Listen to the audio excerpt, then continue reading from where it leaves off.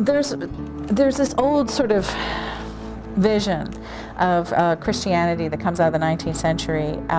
It's rather still quaintly called the ecumenical movement, that need to put churches and denominations and theological traditions in conversation with one another. And the original impulse was to sort of form a giant Christian body that would go beyond labels and be the church unified.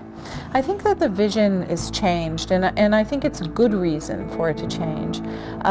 We don't really need to be all in the same organization. We don't all have to have the same pope. We don't all have to share the same understanding of the sacraments. But what we do need is we do need one another's stories.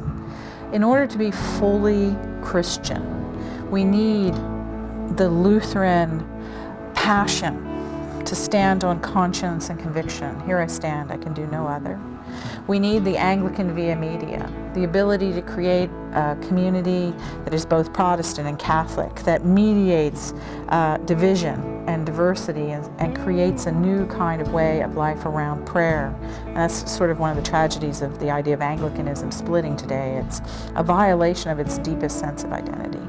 We need Calvin. We need a Calvin for that nature mysticism. For the essential, Calvinists have a beautiful idea of order that I think is actually quite close to the heart of God.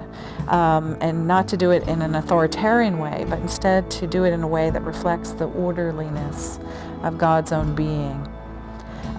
We need the Baptists, who remind us about the separation of church and state and the importance of an individual relationship with God. And we need the Pentecostals, because they tell us that the Holy Spirit is living and powerful and has to be encountered at all times and all places in our daily lives.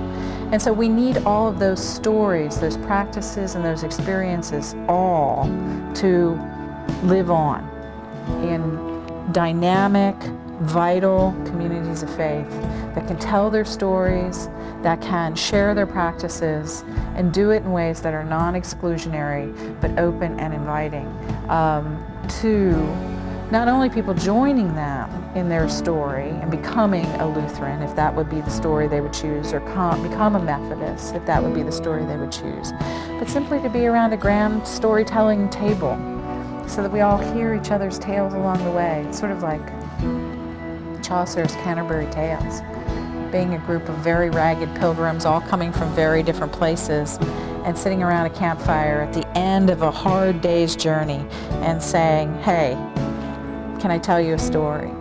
And the whole gathered community says, "Give it to us. We want to hear about the knight or the monk or the nun, the baker." And that's kind of how I envision the Christian church moving in the 21st century. Community of people sitting around campfires, sharing their stories after a really hard day on the road. And I think we've got a lot of hard days on roads coming ahead, but we got a lot of really good stories that can both make us laugh and draw us to a deeper sense of awe and wonder at the end of some of those days. So that's why we need each other.